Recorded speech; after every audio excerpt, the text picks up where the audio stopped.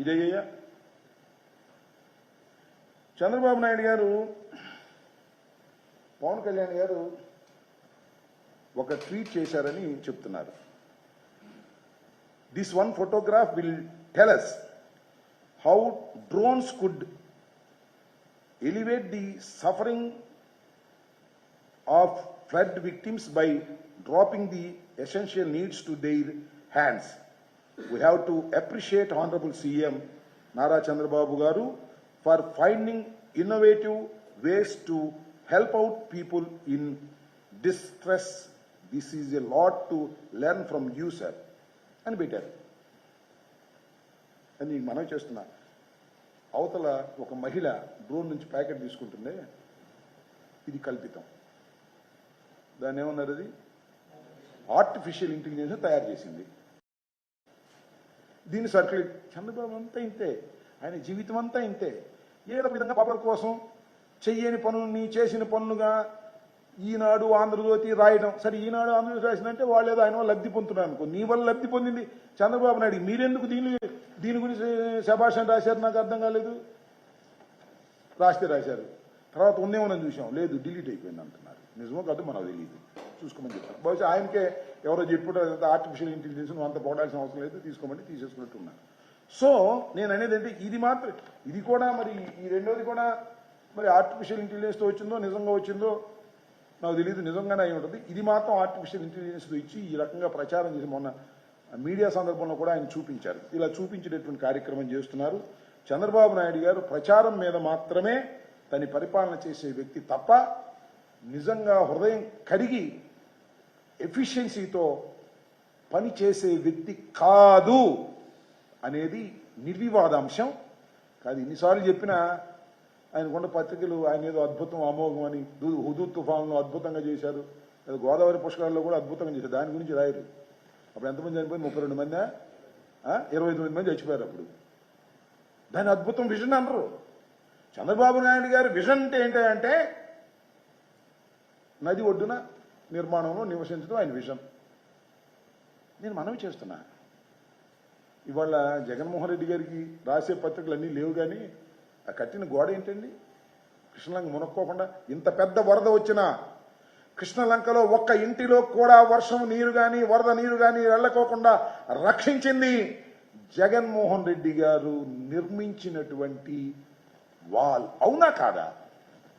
ఇది జగన్మోహన్ రెడ్డి గారి విజన్ కాదు, విలన్. ఇది మాత్రం విజన్.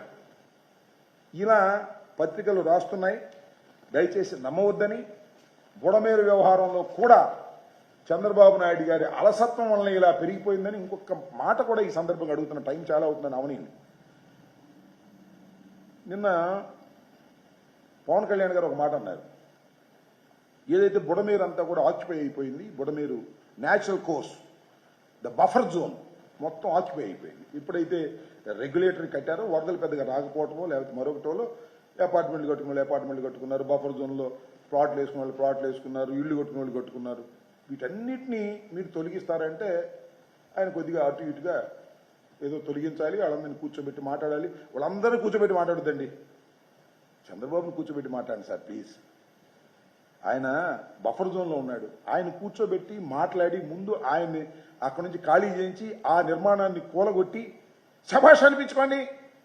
ఇవాళ రేవంత్ రెడ్డిని మీరు సపోర్ట్ చేస్తున్నారు, సంతోషం. బఫర్ జోన్లో ఉన్నాయన్నీ కూడా కొట్టేస్తున్నారని మీరు చంద్రబాబు ఉప ముఖ్యమంత్రి గారు, I'm requesting you Pawan Kalyan గారు, చంద్రబాబు నాయుడు గారిని కూర్చోబెట్టి మాట్లాడి కన్విన్స్ చేసి ఆ ఇల్లు ఖాళీ చేసి బఫర్ జోన్లో అక్రమంగా నిర్మించినటువంటి ఆ నిర్మాణాన్ని స్టే నుంచి తప్పించి తొలగించే కార్యక్రమం చేస్తే శభాష్ అని ప్రజలు అంటారు. అంతే తప్ప తానేమో ఉండేది బఫర్ జోన్లో, వరద గురించి ఆయన మాట్లాడే నైతిక హక్కు లేదు అనే దాన్ని దయచేసి ప్రజలు అర్థం చేసుకోవాలని ఈ సందర్భంగా నేను కోరుతున్నాను. అమరావతి మునిగిందో లేదో మరి సెక్రటరీ నుంచి వెళ్ళిపోమని అన్నారు. అవునా కాదా నాకు తెలియదు. మునిగిందో లేదో ఆయనకి తెలియాలి. నా ఇల్లే మునగలేదన్నాడుగా మొన్న. ఇంగ్లీష్ పేపర్లో వచ్చిన తర్వాత మునిగితే తప్పేంటి అన్నాడు. మునిగితే తప్పేమని మునిగిద్ది అంటే ఇంత వరద వస్తే మునిగిద్ది. నువ్వు కృష్ణ మేనేజ్మెంట్ చేసుకోలేకపోతే మునిగిద్ది, ఎప్పుడైనా మునిగిద్ది. That is clear. అమరావతి జలమయమైంది. ఇది ఫ్యాక్ట్. మునిగిందా మునగలేదా అది వేరే విషయం. అమరావతి జలమయమైంది. అమరావతిలో కూడా పడవలు వెళ్ళాయని చెప్పారు. అయితే ఒకసారి చెక్ చేసుకొని మాకేం అభ్యంతరం లేదు. అమరావతి నేను ఒక మాట చెబుతున్నా, ఇవాళ 15/1 ఈ వరద కొన్ని విషయాలను చాలా స్పష్టంగా చెప్పిందని మనవి చేస్తున్నాం. ప్రకృతి కొన్ని లెసన్స్ నేర్పుతుంది. ఆ లెసన్స్ పాటించకపోతే మన కర్మ అవుతుంది. ఈ రాష్ట్రానికి మరీ ముఖ్యంగా విజయవాడ, గుంటూరు జిల్లాలకు ఈ వరద ఒక లెసన్ ఇచ్చింది. భగవంతుడు ఇచ్చిన లెటర్గా ప్రకృతి. ఒకటి ఏమిటంటే కృష్ణానది బఫర్ జోన్లో ఇళ్ళు ఉండకూడదు అని, అదేవిధంగా బుడమేరు న్యాచురల్ కోర్సులో నిర్మించినటువంటి నిర్మాణాలకు ఎప్పుడైనా ప్రమాదం ఉంటుంది అని ఆయన అంటాడు. ఆయన ఎవరు ఇరిగేషన్ మంత్రి గారు. మరి ఆయన పాపం ఆయన ఇరిగేషన్ మంత్రి కానీ పాపం ఆయనకి ఏం అవకాశం ఉన్నట్లేదు. ఈ బఫర్ జోన్ గురించి వీటి గురించి ఆయన స్టడీ చేశాడో లేదో తెలియదు. ఈ కృష్ణల గురించి ఆయన స్టడీ చేశాడో తెలియదు. ఎంతసేపు చంద్రబాబు నాయుడు గారే మాట్లాడుతున్నాడు. అదేమంటే గండు పోర్చడానికి మా ఇరిగేషన్ మంత్రిని కాపలాగానేమో మా లోకేష్ని పంపించాను అంటున్నాడు. గండ్లు పోర్చడానికి అంట, గళ్ళు పడిపోయినట్టు పోర్చడానికి పంపిస్తున్నారంట. ఏంటి నాకు అర్థం కాలేదు. క్వశ్చన్ మేనేజ్మెంట్ చేస్తే ఈ గండ్లు పడవలసిన అవసరం లేదు కదా. ఆ రివర్లో లెవెల్స్ మేనేజ్మెంట్ చేయలేకపోయేటువంటి పరిస్థితులకు ఎందుకు వచ్చారు మీరు? అది దాన్ని ఆత్మవిమర్శ చేసుకోవాల్సినటువంటి అవసరం ఉంది. కాబట్టి మీరు దీన్ని ఆలోచించాలని మాత్రం నేను చెప్పదలుచుకున్నాను. ఒకటి నేను చెప్పిన లెసన్స్ ఏంటంటే, ఇంకోటి అమరావతి లోతట్టు ప్రాంతం. ఇది ఎప్పుడో చెప్పారు ఎవరో. మేమంటే మా మీద కోపడతారు. అమరావతి మీద రాంబాబు గారు వ్యతిరేకం, జగన్మోహన్ రెడ్డి గారు వ్యతిరేకం, వాళ్ళు కడుపు పంట. కట్టుకోండి అయ్యా, అమరావతి అక్కడే కట్టుకోండి, మాకేం అభ్యంతరం లేదు. 15,000 కోట్ల రూపాయలు తీసుకొస్తా ఉండదు, కట్టుకోండి. ముందు బుడమేరు సంగతి తేల్చండి. ఉన్న మహాపట్టణం నువ్వు కట్టే అమరావతి కన్నా కూడా విజయవాడ మహాపట్టణం కాదా? ఆ విజయవాడ మునిగిపోకోకుండా నువ్వు బుడమేరుకు సంబంధించినటువంటి అంశాల మీద 15,000 కోట్లు తీసుకొస్తావో 10,000 కోట్లు తీసుకొస్తావో ముందు ఆ నిర్మాణాలు చేపట్టండి. వాటి లేకోకుండా మేము నిర్మిస్తామంటే అది మునిగిపోతే మళ్ళీ రేపు నాకు తెలియకడుగుతా. విజయవాడే మునిగిపోయింది, ఎత్తులో ఉన్నది. రేపు అది మునిగిపోతే ఏంటిది? ఇప్పటికే నీరు వస్తున్నాయి, అదేదో చెప్తున్నారు. మరి ఎన్నో అడుగుల లోపలికి వెళ్తే కానీ పునాది తగ్గలేదంట, అక్కడ నిర్మాణాలు కట్టుకునే పరిస్థితి లేదంట.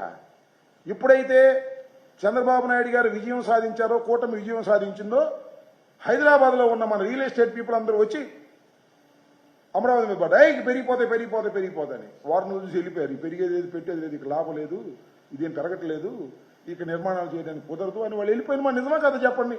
ఇది నేను అభూత కల్పన చేస్తున్నానా? లోతట్టు ప్రాంతం ఎప్పుడు వచ్చినా మునుగుతుంది. మీరు సెక్రటరీకి సెలవు ఇచ్చారు, హైకోర్టులో కూడా నీళ్లు వచ్చినాయి అన్నారు. ఇవన్నీ జరిగినటువంటి విషయాలు. దీన్ని మసిపూసి మారేడుగా చేసేటటువంటి ప్రయత్నం చంద్రబాబు నాయుడు గారు ఆర్టిఫిషియల్ ఇంటెలిజెన్సీతో ఏదేదో వటారించే కార్యక్రమం, బుఖాయించే కార్యక్రమం. నాయిల్ ఎక్కడ మునిగింది అన్నాడు. మళ్ళీ ఇంగ్లీష్ పేపర్ లాగా మునిగితే తప్పేంటి అన్నాడు. అందరిలాగా నాయిల్ మునిగింది తప్పేంటి అని అంటున్నాడు. ఏం చెప్పాలి దీనికి? నాకు అర్థం కాలేదు. సో చంద్రబాబు నాయుడు గారు మేధావే, విజనరే, నేను కాదన్ను. ఆయన మేధావితనం ఏంటంటే అబద్ధాన్ని కూడా నిజంగా చూపించే మేధావితనం. విజన్ ఏంటంటే రామోజీరావు గారిని, అదేవిధంగా రాధాకృష్ణని కాపాడుకోవడం కోసం ఏ పనైనా చేసే విజన్ కలిగినటువంటి వ్యక్తి. అది కూడా ప్రజలు నిదానంగా గమనిస్తారు. కొన్నాళ్ళు పోయిన తర్వాత అర్థమైంది ఎందుకు వేసామరా బాబు.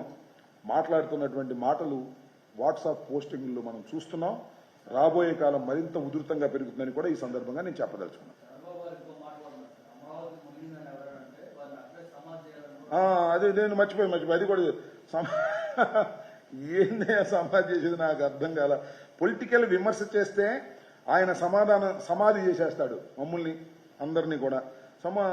ఏంది నాకు అర్థం కాల. ఏంటి సమాధి చేసేది? మీరు ఎవరిని సమాధి చేస్తారు? ఇదేనా దాని?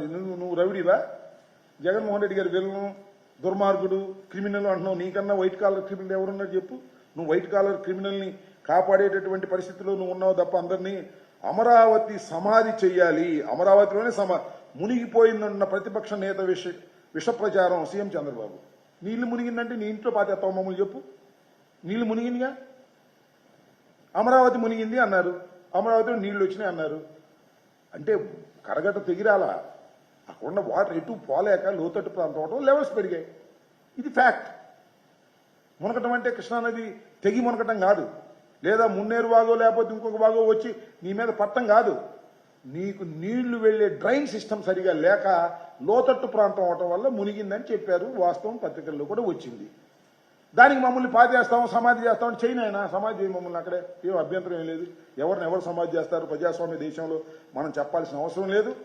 సమాధుల గురించి వాటి గురించి మాట్లాడేటువంటి పరిస్థితుల్లోకి మీరు రావడం చాలా దురదృష్టకరమని కూడా ఈ సందర్భంగా నేను చెప్పదలుచుకున్నాను.